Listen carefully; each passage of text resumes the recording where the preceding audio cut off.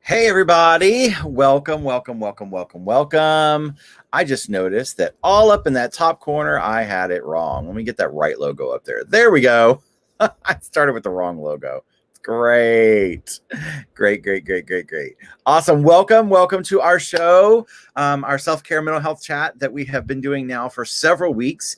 I'm really excited for everyone to join, and please share with your friends or any Facebook groups that you're on that you would be able to share with. You'll also see that we're working on Rose Dynasty's YouTube, so we are live on YouTube also. I'm working on getting that all updated and ready to go, so we're testing that out. And of course, I have our wonderful friends back with us today. I'm going to go and bring Patti and Lindsey on. Hey, everybody. Hi, friends. How are you? You know, we're good. Hanging out, living life, back to work, all that fun stuff, right? Oh, yeah. Dealing, I'm excited that we're still going to do this, and we're going to continue to do this until we can't do it no more. So thank you for joining us. And of course, we have our other special guest here, Kevin Fox, who is a mental health intern. So I think let's just bring Kevin on. Yeah. And or some people may know them as Ray of Light. So welcome to our little chit chat. How is everybody doing? Thank you. I'm good. I'm staying sane, staying safe, and still working. So I feel like the three most important things right now. If you know what, some people don't even have that to hold on to. So it's really good that, a lot of us are able to do that. I know myself, as much as I didn't want to go back to work, at least I have a work to go to. A lot of people don't. So very grateful for that.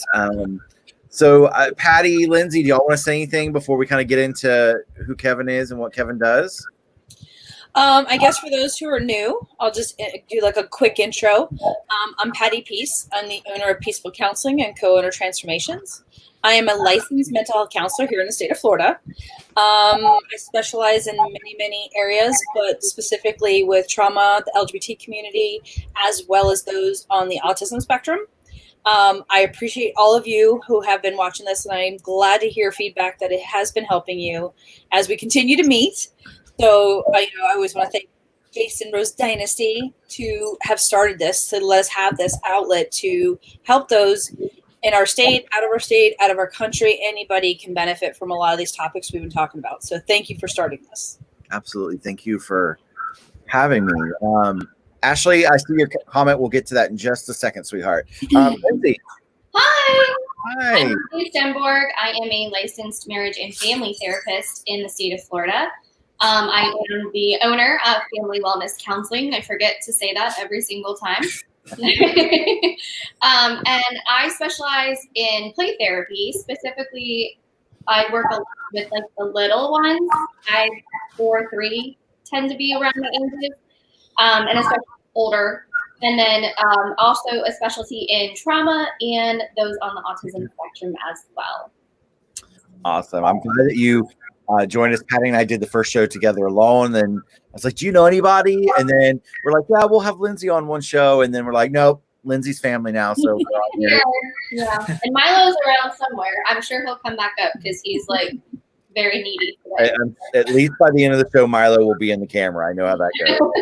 Awesome. And then our special guest today, Ray Light, or Kevin Fox, who has become a new wonderful friend of mine and ours. Kevin, tell us a little bit about yourself. Yeah, I am. So my title is a registered mental health counselor intern, which is a very long, wordy thing, but it just basically means I've graduated, but I'm not fully licensed yet. So I'm kind of in this in-between phase where we get hours and we have to take a test. But I currently work now at the Victim Service Center of Central Florida, and we work in Orange, Seminole, and Osceola counties. We provide free counseling, advocacy, and therapy services for anyone who's the victim of a crime. But we also offer, we're also the people that do forensic collections for people who are survivors of sexual assault. So like getting the police evidence. So it's advocacy work mixed with counseling, mixed with therapy, mixed with, finding resources with people and connecting them to who they need to go to. So it's a lot of different hats in one thing, but I like that because I think I'd be bored if it was the same thing every day. So every day I walk in the office and I'm like,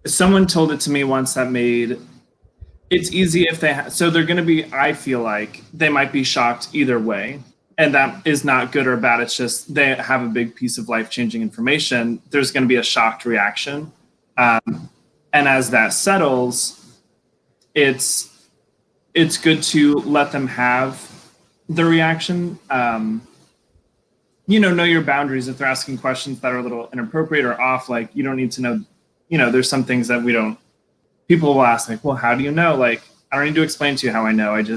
I know. I'm secure in myself and I know. And after that shocked reaction, let them have their reaction, as long as it's not something that's, violent or way out of left field. Because one of my friends explained it to me once, like, we're able to have 15 years to figure it out and decide how to do it, and then you drop it on someone else. So give them a chance to breathe. Day one might be like, I need to process this. Maybe there's like, I'm sorry if you can hear my dogs barking. The mailman must be here. Day one might just be shock, and it might be questions like, why, how, why now? How do you know what's going on? They're just trying to understand. And if they can come to you from a place of understanding, and you can come and meet them halfway at a place of understanding and in a place of non-defensiveness, most importantly, then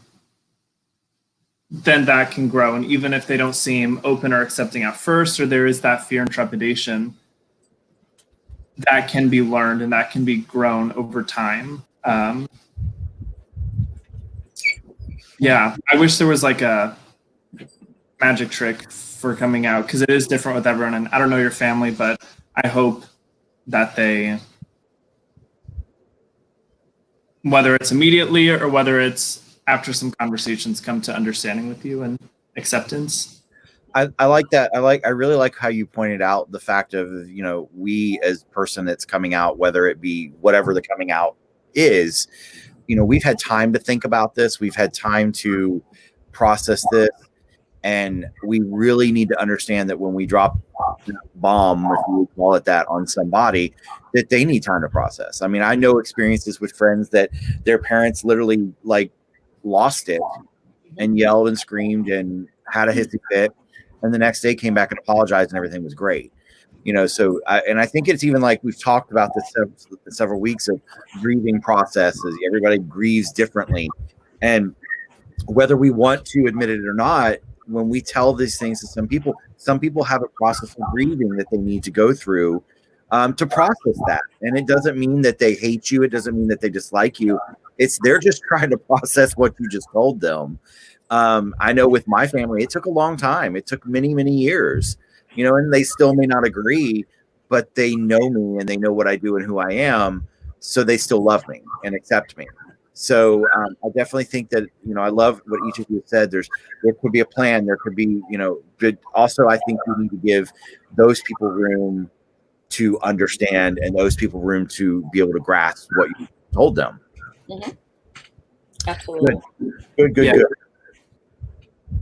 Awesome. So let's kind of move into, we've been talking a lot, Kevin, about like coping skills, and we've talked about, those things that we're needing to find to cope and get us through everything that's going on. And I think we've done really good with that. Maybe we can touch on that a little bit more. I really want to kind of really focus a little bit on what you do, what your organization that you work for does, because Patti and I've talked about this. To take the icing off or sugarcoat it, whatever, this stuff is happening.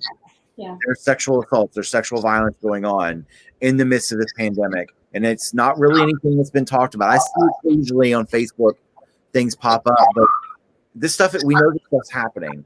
So let's kind of work into that realm a little bit. I'll let you guys kind of talk. I'm going to listen and maybe I'll interject here and there. Yeah, Kevin, let us know about what you do so that way the people can hear kind of the reality of the world we live in. Yeah, so I have a job that I wish was unnecessary, right? Like our primary work is victims of any crime and trauma, but primarily what we'll do is at Victim Service Center, we are the facilitators for forensic collections, which is the process of getting police evidence through a specialized nurse within the first 120 hours or 5 days of a sexual assault. It doesn't have to be reported to police. I always like to say that because some people, they're in shock. They don't know if they want to go to police. It could be someone they know. We'll still collect that evidence confidentially. And we can store, I think, and you would think up to 8 years is Florida law right now. So, you know, I like to tell people that. I say remind because I know it, but I'm sure a lot of people don't know that. But it's heavy stuff and it's hard to talk about. And, but it is a reality. And even through the pandemic and isolation, we're still getting new cases coming in.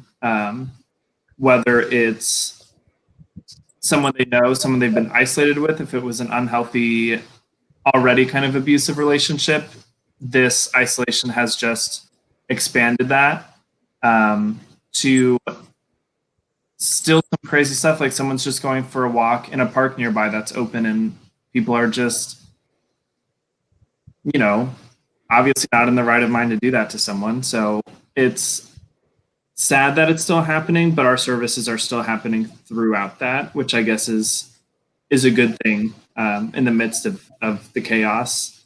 But from there, we do offer free counseling and therapy.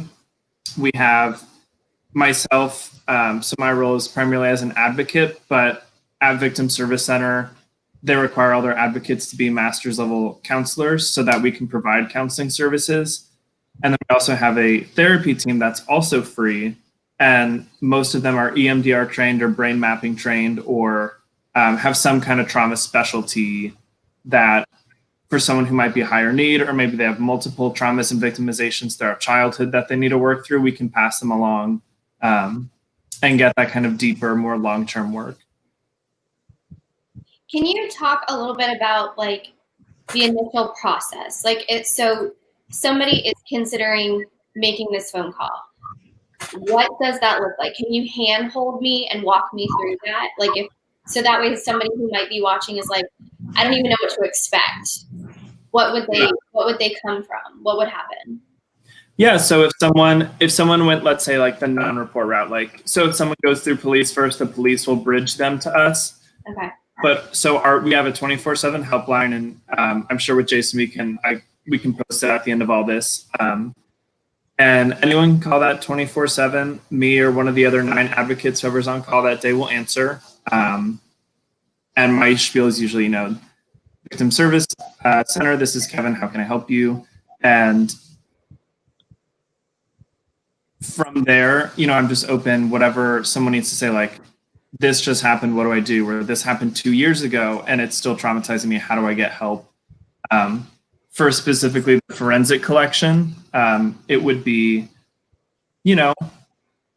I'm not asking for details. Talking about it can be re-traumatizing. So you can just, if someone calls and say like, this happened to me, I don't want to say the details. I need some help. I want a collection, or what are these next steps? And I'll explain, with our exam, we'll be able to collect and preserve any evidence. It doesn't mean you have to do anything with it, but this is also going to set you up with our services for free, where you can go for ongoing counseling and healing resources, essentially. So from there, we'll meet. We keep the center where we do the collection at confidential, so we meet at like a third location, and then we'll escort them. The first, it's about a 2 to 3 hour process. It's lengthy, and double that if you go to police first. So it is an exhausting day, to say the least. And I always say, like, we're the last step on this like crazy roller coaster of that process. So they get there. With myself, we'll do about a 50-minute check-in. Well, some of it's just signatures, consent for services, confidentiality, the typical therapy stuff, explaining what the exam is like, giving them a space to talk about the story if they want. So I always say, like, the police needed to know details if you went to them first. The nurse is going to need to know details. She needs to know like where she's looking for evidence. You don't have to tell me anything you don't want to. If you want to tell me the whole thing because that's cathartic for you right now, go for it. If you want to tell me just pieces and you have questions and you want to know what to expect emotionally, we'll talk about that as well. And then I send them over to the nurse. The nurse is like typically a 30-minute interview with them first, and the exam itself is maybe 5 minutes. It's the quickest part, but it's the most like anticipated part because it's, you know, it's uncomfortable. And then from there, they go within 48 hours. I'll do a follow-up call like, hey, this is Kevin. Just wanted to see how it's going. If you have needs or questions, if you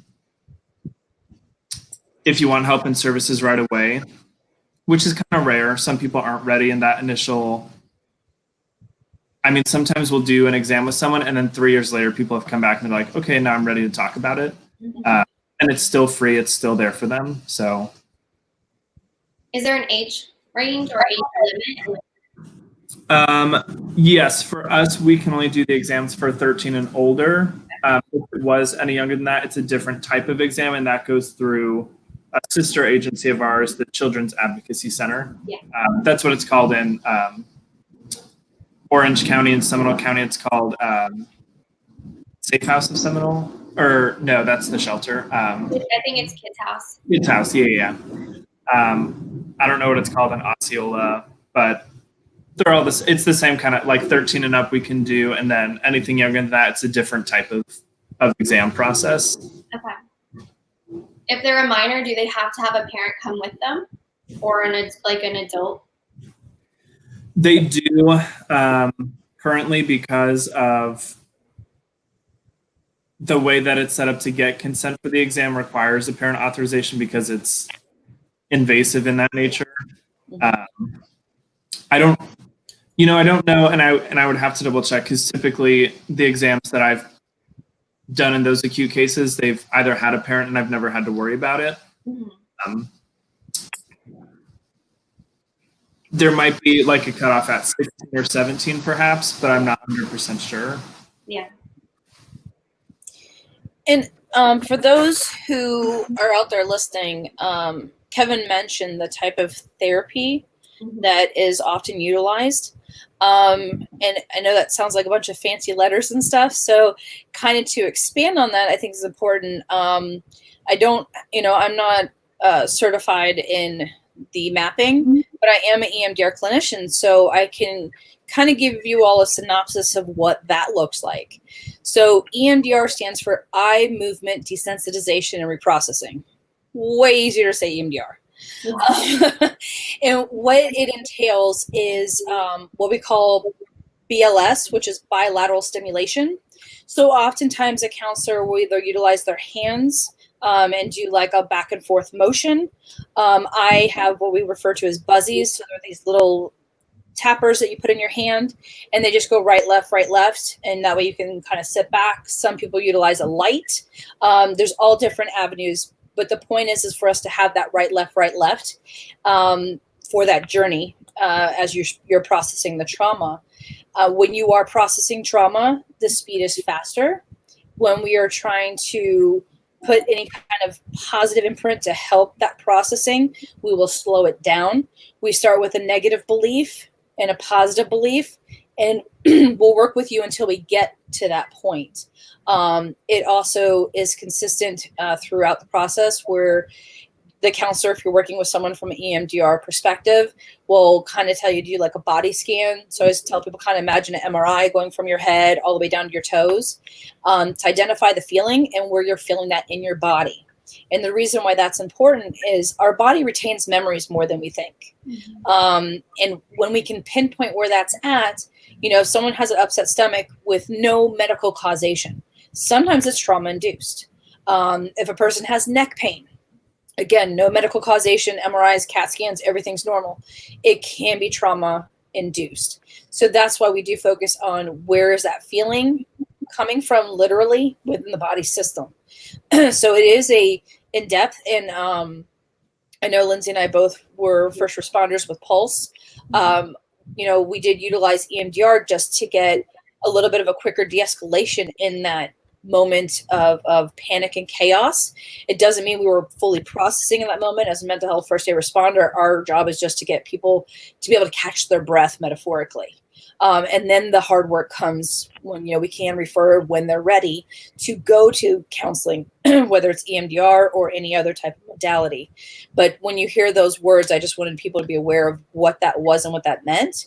And the EMDR has been shown to work really great with those who have undergone any kind of trauma, sexual trauma, physical trauma, childhood trauma. And we've talked about it briefly in the past, is trauma is in the eye of the beholder. Mm-hmm. And what I mean by that is what may affect you as an individual and completely traumatize you, somebody else may not be bothered by, or they might be in a dissociative state. And like Kevin said, 3, 4, or 5 years later, something might pop up. So understanding if somebody does go through one of these experiences that Kevin's talking about, don't push. I know we all want to be like, you got to press charges, you got to go to counseling, you got to do this, you got to do that. And that is the worst thing you could do for someone in that situation. They have to be ready for it. They have to be mentally and physically prepared for it. That's so true. The type of trauma, when it comes to sexual trauma, really the biggest thing is I've lost control and autonomy over my body, which is the one thing that I'm supposed to have 100% absolute control over. So that is 100%. We have 2 things that are like our number one: start by believing, and be they're in control. So if they don't want to report, we don't say why. We think it would be a good idea. But this is the information. If you want it, you don't have to. If there's part of the exam you're uncomfortable with and you don't want to go forward with that, great. You don't have to. We're here to help information if you ask for it. But in that moment, the most important thing is reclaiming that autonomy, especially in that acute scenario. So that is very true, because people need to feel like they have a sense of control. They have a sense of, they have a say in what's going on with them. I have a question. Yes. So when you were talking about the EMDR, yes, that's great. Is that a form of, and I know other people probably might, is that a form of hypnosis? No, hypnosis is completely different certification and process. So hypnotherapy is on its own. Okay. EMDR was created by Frances Shapiro. And it took a long time for her to get the recognition through the APA and ACA and everything as a actual modality of use with trauma. So hypnosis is more about, I don't want to say people kind of go into a lull state, but that's, I guess, the best way I could put it. Where with EMDR, we basically build like a pyramid, and we start with the past, present, and future. So for a lot of people, kind of, it depends on the person again, but we'll either start with the past, because that can, of course, affect our future, or if there's immediate needs. Like right now, a lot of people, there's an immediate need with what's going on in the world today. So that's something we start. And in my experience, 99% of the time, the stuff throughout the whole pyramid all comes back to that past. Not to sound Freudian, because it's not always about your mother. Always about your mother. But it does go back to our past, because those are our foundation and building blocks of who we are, whether it's family messages, culture, religiosity and spiritualism, where we grew up, the area, our socioeconomic status, all of that makes us who we are and how we have learned to respond to situations. But like with most behaviors, and as adults, when we make that autonomous decision, like my parents were horrible, so I'm going to go the exact opposite, or my parents were phenomenal, I want to be like them. So that's why I said there's all these variables, but it all does come back to that past component of how we are reacting to the current and possible worries about the future, if that makes sense. That makes sense. Yeah, because I was just listening to the description. It makes sense. But I was like, I wonder, because I'm in the back of my head, I was like, is it the same thing? But I do understand the difference now.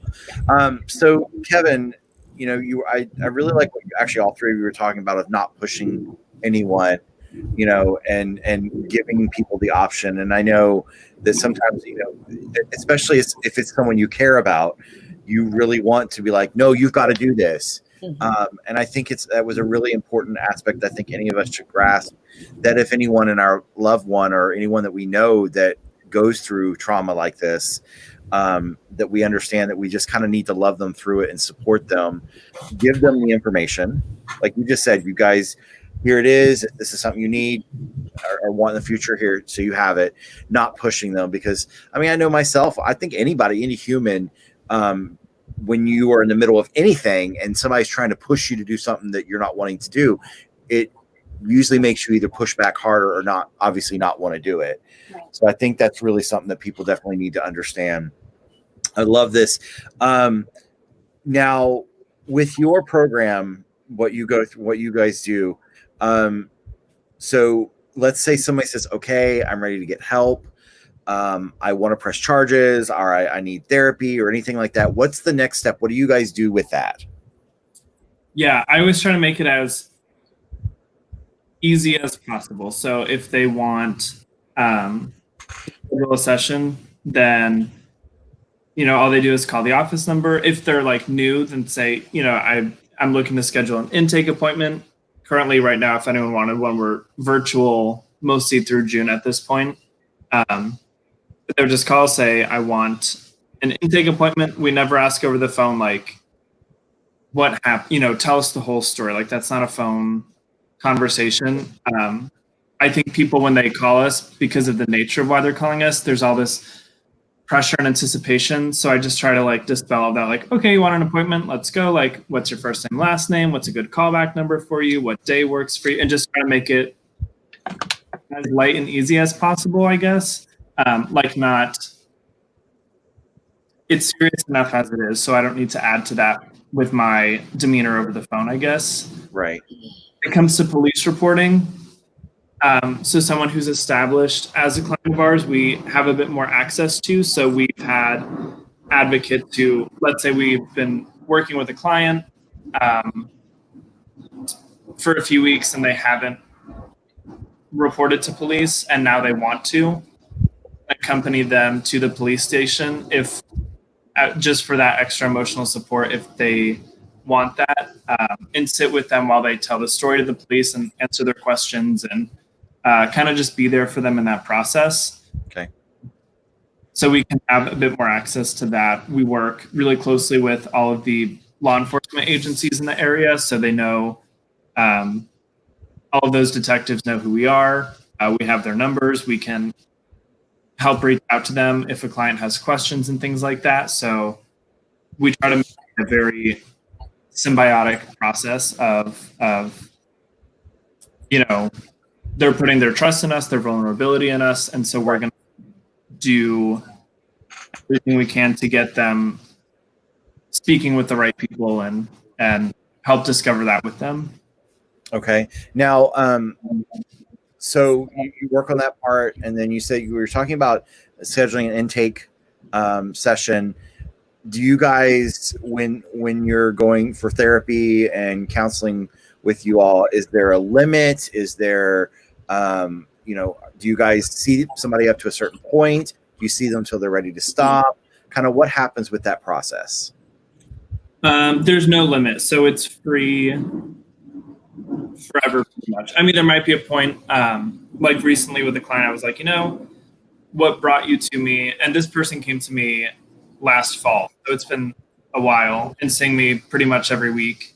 I was like, the past few weeks, it sounds like things have been pretty good. And your original goal was this, and we've kind of accomplished that. So I'm wondering, are we going to go next, or is this maybe a stepping off point for now, knowing that you can always pick back up in the future if you need to? Okay, and I think it's a similar conversation that we all have. I know with our therapy and trauma team, it's a bit different because their goals are sometimes based on the trauma-informed therapy that they're doing, which sometimes require at least so many sessions. But some people all have, and they just, in the present, just need some coping skills and resources. They just need to talk about it. They just need to process it. And after 5 sessions, they're like, oh, I think I'll wait to schedule. And then as therapists, we all get that. Like, I'm going to wait a couple weeks and then I'll call you. And then they just kind of disappear. And we, you know, must be okay if they didn't need to call me back. Gotcha. But yeah, no limit. Have you noticed, and of course with Patti and Lindsey, we've been talking about this, but have you noticed an increase of need since COVID? Like, have you seen a change in this? Like, have you seen numbers kind of rise a little bit? Yes, I was on call this past weekend. And on Sunday, I think there were 7 calls just before noon. And given that sometimes we'll get random people who like, they found our number and they live in like Idaho. And I'm like, okay, I guess I can like give you a few coping skills, but like resource wise, I don't know what's in your area. So we're mostly local, but we'll accept calls, from wherever. But there's definitely been an increase. And I don't think, I was actually telling my supervisor, I think this past weekend being on call was the most calls I've ever gotten on a on-call shift with actual cases. So sometimes people will just call and need to talk for 10 or 15 minutes. They just have questions about resources like, oh, can you hook me up with a food bank, or where's a homeless shelter nearby? So sometimes it's just resourcing. Sometimes it's they need to talk about something that was triggering for them. Cases wise, it's weird. Like there's almost been no pattern right now. Like 2 weekends, there was 5 cases in one weekend, but then that whole week prior, Monday through Thursday, there was nothing. And usually our average is, so for our last fiscal year, we had 399 cases that we did. So technically over more than one a day. So that doesn't mean we get one every day. Sometimes it's like, we always because we have to dispel the seriousness of it all when we work in it every day. So sometimes we're like giving the phone to whoever's on call this weekend. They're like, there was no cases this week. That means you're going to have like 20. Yep. Sure. Like a full moon. Yeah. Literally, we will talk about well, it's a full moon and Mercury's in retrograde. So it's a bad time to be on call. Hide under your desk and pray. Things that really have not much to do with anything at all. But we try to holidays, we try to see if there's patterns with holidays and we're always trying to see, but I don't think there's ever really a solid pattern. I don't think, And that makes sense. Okay. Y'all have any other questions for Kevin? And also, please, anybody watching, feel free to chime in with questions. I have questions. Yeah, everybody's been a little quiet, but let's pull up some questions. Then go ahead, Lindsey. I actually have a question for Patti, and it's funny because I don't know if I've ever asked you this. What's the age range for EMDR? We really don't have an age range for EMDR. It is dependent on a lot of factors. One is the maturity of, say, a child. But also, even when dealing with adults, there is protocols where if somebody's pregnant, we have to get doctor's authorization from their OBGYN. If someone has a TBI, because I do work with some people that, are veterans or have been in car accidents and things like that. There's a total different set of protocols for anybody that has any cognitive different abilities. So there really isn't an age range. They can do it on newborns, believe it or not. So newborns who were born into a very hostile environment, domestic issue, or possible, come out with cocaine within the system. You can do that. And a lot of times what they'll do is they'll take the little feet and just press the thumb, right, left, or tap on the knees is another thing we do. With younger ones, we do what's called a butterfly hug. And people who I'm not even doing EMDR with, I'll tell them to do this as a coping skill, since we've talked about that a lot. It's called the butterfly hug, where you put your right hand on your left, and I know it's probably going to be mirrored because of the way our cameras are, and vice versa. And when you're sitting like this, when someone's anxious or processing something or is in an upsetting situation or something's triggered them, you'll see them flap very fast. So hence the butterfly. And then they'll get out of rhythm. And then all of a sudden they'll start to self-soothe and it will naturally calm down. Hence the speeding up and the slowing down we do during processing. Not much unlike when you see kids who kind of will rock. or kids who, in school are tapping their pens or their fingers on a desk. So it's actually a natural thing that we do. Like the example I give is when someone's in the doctor's office or the DMV, how many legs do you see shaking? Yeah.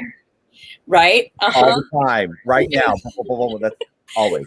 So we take that natural response, but target it to whatever that's upsetting that person, triggering that person, or trauma that needs to be processed. So, it's something that I tell people you can do on your own. Just butterfly out your hug yourself. And, if you don't want to do that out in public, tap your toes in your shoes. Not many people stare at your feet. So that is a self-soothing technique, not used for processing, but something that people can use on their own. Because a lot of people already naturally do it. They just don't know they're doing it. Interesting. And one thing, kind of to piggyback off of some of the stuff that Kevin was saying, is for anybody who may know someone or who has had any form of like sexual trauma or any kind of trauma, is please know that, and I won't speak for all counselors because it's a field that has human beings and people differ. So I can speak for myself and the people that I know, is when you do seek counseling services, just like Kevin said, they're not going to say, tell me your whole story. We don't do that.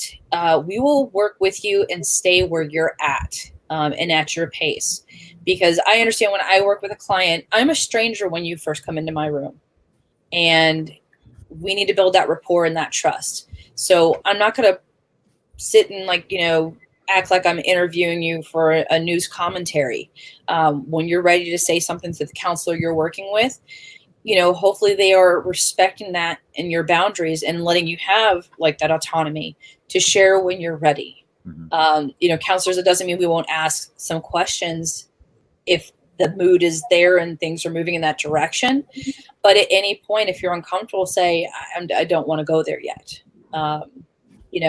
So I say that because a lot of people do avoid getting therapy because they're afraid that it's going to be, well, how are you feeling? Tell me everything that happened. Okay, we're going to work through this, because you see it on the movies, you see it on the TV. And in reality, that is not how most of us work. I've had people that, like Kevin said, 5-6 months were good. I've had people that have been with me for the last 6 years because, they're just not there and ready to talk about some of that stuff. And you can't push somebody. The second you push them, you've lost them. So don't believe everything you see on TV. You mean I don't lay on a couch? Yeah. It's funny about the couch thing, because now that I'm in my new office, I have like a nice couch. Like I have a chaise. Like it's actually my couch that I had in my living room, and I moved it up to my office. It has recliners. Like it is the ultimate couch. I've had one person lay on it. Like that's and it was so funny because she's like, "Can I lay on this?" And I'm like, "Yeah." Like you're allowed to. Like, oh, so that's just not like a thing. And I'm like, whatever you need to do to feel comfortable, as long as you keep most of your clothing on, we're good. Like, yeah, that's great. So Kevin, you guys I'm assuming talk a lot about coping skills and finding coping skills, because that's been a big thing that we try to touch on every week. We find there's a lot of repeat, which is fine, but what are some of the coping skills that you guys are using maybe for your clients, either with the trauma and or currently? What are some of the things you recommend? Yeah, and I'll say something that ties to that first, that I was just like, oh, maybe it's more for people to know, like if you're watching. But so trauma is weird, and the brain is the most complex thing in the world, but it's also not as smart as we think it is sometimes. And I'll explain this to clients. And what I mean by that is this part of our brain in the very back existed millions and millions of years ago when we were have a brain. Just real pre-evolution. It's called the reptilian brain. Inside of there is where our fight and flight responses are, where our emotional power, yes, in the very back, by the neck. Those are where just those very raw, uncontrollable reactions are. And it wasn't until recently in terms of evolution, that we got the front part that allows us to have language and to rationalize and to reason and analyze. And those two parts of the brain don't always communicate. So sometimes we react very strongly and we're like, I don't know why I did that. And you're like, right, here you don't know why you did that. Back here, your brain was like, we're programmed. Someone told this to me once and it was so wise. Our brains are programmed for survival, not for happiness. Yep. When we go through trauma, even if we're suppressing things and it's making us feel heavy and down and dark, our brain's like, we're alive, mama, that's all that matters. Like, we're alive, we're good, that's it. Here, our evolved brain is like, this doesn't feel right. I should feel happy. I deserve good things, and our personalities are there. So to people who experience trauma and they feel those fluctuations between, I don't know why I'm doing this and I don't know why I'm feeling this way, that's all this part of the brain back here. And sometimes conflicts with our logical thought up in the front. So, you know, you're not going crazy. I have to play therapist. Hey, that helped me. I was like, hey. Oh, I know how to like draw the brain on your hand. Like we could do that one day, and I'm sure you. They're like flip your lid. Yeah.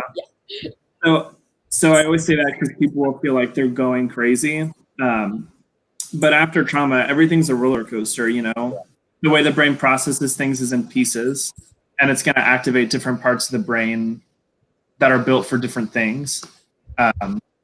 So I always talk to clients about that and educate them about some of the neurobiology, because I think it helps normalize the healing process from trauma. And then with that too, coping skills come in and they can help mediate all of those things throughout the healing process. I'm sure like throughout the past few episodes, like the classics, right, meditating, deep breathing have been touched on. One that I found that was interesting, especially for trauma-related stress as a coping skill. My friend that taught this to me, it's called tipping the temperature. If you just take a bowl of cold ice water, or if you're out like at work or something, you can just get water that's really cold and just like put it on kind of the under eye mask area of your face. Or if you're at home, it's more effective if you can just literally dunk your face in a bowl full of cold ice water and hold your breath for like 30 seconds or as long as it's comfortable. That activates the dive response. So obviously your body feels like we're underwater. And so your heart rate naturally biologically will lower, because that's going to preserve oxygen in your body so that you don't drown. You're not actually drowning. It's a bowl of water. I hope you're not. I do the same thing I tell my clients, like if they're in the car, blow the AC. Yeah. Because it will naturally get your body temperature down. Mm-hmm. Yeah. And then just holding your breath in that water will lower the heart rate, because your body's like, oh, we're underwater. We need to calm down or else we're going to run out of oxygen too quickly. So if your heart rate's going, you're stressed or anxious, just face in cold water and it'll start bringing that physiological stuff down. So that was interesting when I learned this past year. Yeah. Other than that, I'm such a fan of deep breathing. Like just taking a moment. I know some people hear that and they're like, oh, someone told me to take a deep breath again. I swear to God. But really, like the more you practice just taking a good, full, heavy, fat bellied breath, it really just like, it really is the key sometimes. And you can breathe anywhere. That's the great thing about breathing. You do it anywhere. That's an N95 mask. Well, and since Kevin touched on it, I'm going to share with you guys something that I share with my clients, because I like to break things down very simple, because when we start talking medical mumbo jumbo, it can go over. Yep. So I'm not an artiste. We've talked about this. But in our brain, there's these things that are like little neurons and receptors with our synapses. So on the top one, I show people like when our brain is working typically, right? They kind of all talk. They're all chit-chatting. They're all cool. Everyone's going good. So this is not in a heightened state. Now, this one, I show people that, and think about our cell phones is the easiest way to do it. So we'll have ones talk, and then we'll have some that don't quite get there, or they start right? But then we have the drop calls. And this is usually where we see that depression kick in, if that makes sense for all those out there. Now, for this one, this is the fun one. Are you ready? This is when trauma happens and anxiety is happening. We're overexcited. And that's why those stages, like as Kevin was saying, why sometimes it's hard to process. And when somebody is in this state, they are not going to absorb the information because they haven't taken it from that frontal lobe absorption, ran it through the hippocampus, was kind of like our wood chipper of memories and processing. I can't open it, but please look inside. Yeah. So that kind of is a depiction I give clients so they kind of understand where I sometimes, like when I work with people with trauma in that heightened state, they'll complain about, I have really bad memory. I can't remember anything. I had to read that same sentence 4 times. Well, yeah, that's why. The other example I'll give is if I had my regular house fan and I had a paintball gun and I shot it through, we're going to get a lot of information and a lot of that stuff to go through. But if I had an industrial, like manufacturer hurricane type fan, we're just going to get little through. So when someone's in that trauma phase, and this is why I thought it was important to say, don't push, because in that heightened phase, that fight, flight, freeze that Kevin was talking about, in that limbic part of our system, which we refer to as the lizard brain, people in that fight or flight have a tendency to kind of dissociate, or they want to dive all in. Right. But a lot of people go through what is often forgotten is that freeze or fawn phase where they're almost numb to what's going on. Because again, they haven't had time to go from here to here and send it through the wood chipper in the middle. So I like how you all broke that down. Like, even starting with Kevin, I got it. And like everything just started breaking down and it makes sense. Because we any sort of trauma, any sort of stress or anything, like, why am I so confused? Well, that makes perfect sense because our brain ultimately wasn't created at that point to function. And like, that's why I can't connect the dots sometimes. That makes perfect sense. The neuropsych field, like I tell all my clients, if I had the like fortitude and attention span and everything, it is the most fascinating thing personally. Yeah. But when we talk about it, I think a lot of times I think it helps because I work with little ones. So I teach 2-year-olds about the brain, and it's so fascinating because a lot of times we kind of get stuck in the big words. And I remember the very first time I took a neuropsych class, I sat through the whole thing and left there going, that lady just used dinosaur words. I don't know anything of what she just talked about. Yep. So I think we've had to get really creative on how to educate and how to teach these things. Because first of all, I'm going to nerd out. It's so fascinating. I think it's one of the coolest things ever. And then B, it is such helpful information, especially for wind trauma, because there's a lot of things when we have trauma, it's like, why did this happen? Why is this? There's a lot of whys. And so to be able to at least educate on some of the physical whys, the biological whys, it can, like you said, it's like, oh, wow, I never knew that. Yeah, that's really good. I'm not sure. Brianna, I think I know who Brianna is. Brianna says hi. Ashley said this. That might be my Brianna. I agree with the breathing. My son has autism, and I have to tell him to smell the flowers. Yep. So that's and I know in the past we talked about like star breathing, because a lot of times when people are in that heightened state, I found that even remembering like 3 or 5 deep breaths, the counting is gone. Yep. But we kind of all instinctually draw that star because we practiced it when we were younger. So I'll have people, we'll take a deep breath, hold it at the 1 point, 2, 3, come down, because that like 5 deep inhalations from all of the fun literature I've read really helps increase the like oxytocin and things. So yes, we do focus on a lot of the deep breathing, and it sounds like we're like, oh, take deep breaths, but there is a reason for it, because the second we can increase those feel good chemicals in the brain, we slow it down. Now that rational part of your brain can start to pick up, instead of that irrational brain taking over with the woulda, coulda, shouldas, who, what, when, where, why, hows, and all that kind of stuff. We want to slow that down. Do you guys want to hear a funny brain joke? Sure. Okay. So, do you know what the hippocampus actually does? I know you two do. It's in charge of memory. And do you know how you're going to remember that? How? Because if a hippo walked on campus, you would never forget. This is true. That reminds me, when I was teaching cosmetology, I would come up with the most weirdest analogies, but my students to this day will send me messages and be like, remember when you said that? I never forgot it. You know, or like they were taking their state board test and they were laughing and they're like, shh, like they remembered something I said. Yeah. That's great. That's great. Mnemonic devices are great to get those kind of things put into the brain. Yeah. You know, like a lot of times when we do work with trauma and with teens and kids, they do the woulda, coulda, shouldas often, and that really affects the self-esteem and like, you know, should I have pressed charges? Could I have changed something? And a thing, because Lindsey and I did graduate from the school, same school. One of the things our teacher said, and it's always stuck in my head, and I deal with my clients, is don't shit on yourself because it sounds like something else. Yep. But it leads you down that woulda, shoulda, coulda. Because just because it sounds like something, especially when I work with teens and they go, oh, Miss Patti, you just, no, I didn't. I said should. So, oh my God. But the second we start shitting on ourselves, we really are taking pieces of ourselves away, and we're taking that resilience and that self-esteem away from ourselves, and you know, we're just beating ourselves up. So just like those words, and I'll find people I work with, they'll catch themselves. They're like, well, I'm going to try. And they change that wording because we all know that there's such power in words. Those kind of things can be really helpful.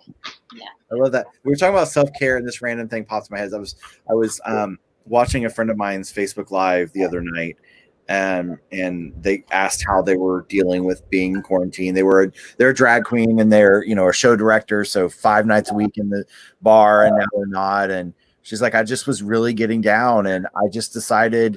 My boyfriend was on the couch and I put music on and decided to dance and flail around and like this like weird interpretive dance of just like releasing all this anger and frustration. And she was like, I felt so much better.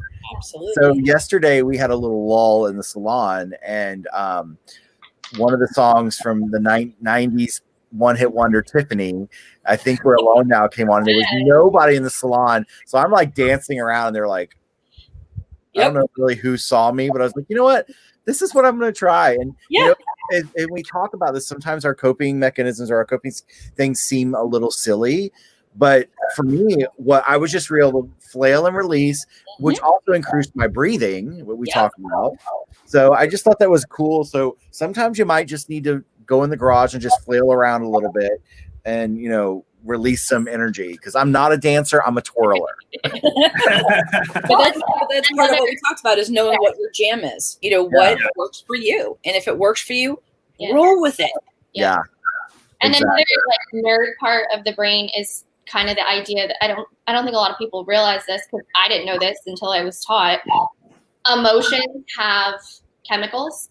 You know, I know like we can kind of use the cute analogy or example from Legally Blonde, you know, the bend and stop and she couldn't have done it. She works out, and when you work out, you get serotonin, and serotonin makes you happy. And happy people don't murder their husbands. Mm-hmm. That's actually true. Like the emotions that we have do have chemicals associated to them, and sometimes we need to jolt our system with a different chemical. Right. Dancing, like you said, that released serotonin and oxytocin, and you were like, woo, look at the best life. Yeah. And then now my back hurts today. So, but yeah, it's so true. And again, it goes along. We've talked about this, like all 4 of us here on the screen probably have 4 different ideas of coping. I mean, I know Patti can sit down and watch a horror film and bring her so much joy. Or I'll show you, because I this is the room that I work in and see clients, so I surround myself with the stuff that I love. And if you do not like bugs, please turn your head for a moment. But like when I got this, my favorite is a praying mantis. When I got this, I was ecstatic, and it literally sits right here next to me. So when I'm having a rough day, I look over and go, oh, there's a praying mantis I wanted for so long. You know, exactly. I know Lindsey and me, like, if bugs don't really bother me, but like if you were to sit down and make me watch some horror film, I'm just going to get annoyed. Like I need mindless, stupid stuff, and maybe a little bit of nailed it before I go to bed, you know, watch people not make cakes well, you know? So I know that. I know, like, Kevin, like, what's some of the things like watching that would help you feel good? I'll watch a lot of stuff. Like, I like the intense stuff, but like when I need to relax, I just rewatch Schitt's Creek. Yeah. I love Schitt's Creek. Yeah, I was watching Rick and Morty doing the diamond painting the other night. Double down. And I can totally like, I can sit down with a video game and not be bothered for like 2 hours. Wow. And I am fine. Patty's that way. That's what like works for me too. Like with all, and I'm sure you guys have talked about it with all the quarantine stuff, and a lot of people, a lot of the advice is like, well, you know, get up at your normal time, get showered like you're going to work, put on your work clothes. And that works for some people. I hate dressing up. Yeah. I'm doing my sessions. This is all people see. I'm in sweatpants. Yep. I maybe have just worked out and not even showered, but you don't even know. Like I am very comfortable sitting on my couch in sweatpants, doing my notes with the TV on. And that works for me. That doesn't work for some people, but that's like what Patti was just saying. Like, you got to do what works for you. Yep. What works for me is like, it feels like such a treat that I don't wake up as early and I can be on my couch with my dogs. That's great for me. So find what's great for you. You know, like that's really it. You're your own expert. Yes. Absolutely. Awesome. All right. We're going to start winding down. I can't believe it's already been over an hour. Like yeah.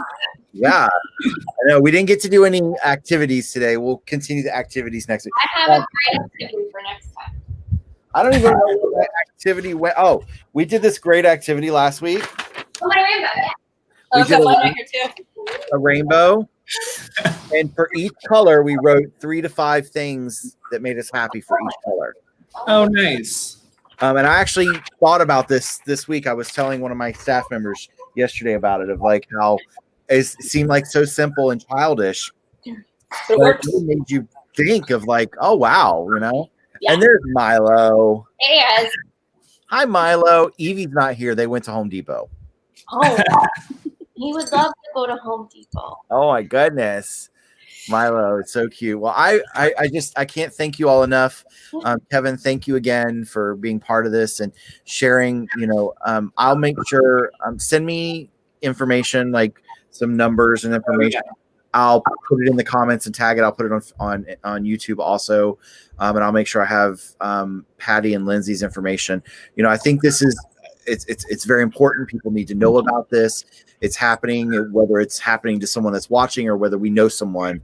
A lot of the things that you guys talked about, I didn't know. I knew enough because my mom had worked in that industry for a little while, but you know, things have changed even since then. So I definitely learned a lot, and I hope other people did. I hope that we said something today that helps somebody. Patti, some closing thoughts. As always, please take care of yourself. We can't do anything for anybody else unless we're doing that. Thank you for watching, and we hope that this is helping all of you that are out there, wherever you may be watching, even if you're watching the replay. You know, taking this information, use it. You know, that's why we're here. Absolutely. Lindsey. I just wanted to add a resource that some people might not know about. That's a super easy one to remember, and it's a great one for literally almost anything, is 211. Yep. So that's the United Way number, and it's in pretty much any county in Florida. I don't know if it's in other states, though. Do you, Patti? No, I know. I think that's a Florida thing, but you can dial 211 and they will get you in contact with whatever resource you may need, depending on what's going on. Shelters, food banks, victim services, housing, help with rent, help with utilities. They are the go-to for getting you connected with what you might need. Perfect. I'll make sure to add that in the info. I'll chat with y'all to get all that information. Thank you so much. And Kevin, any final thought?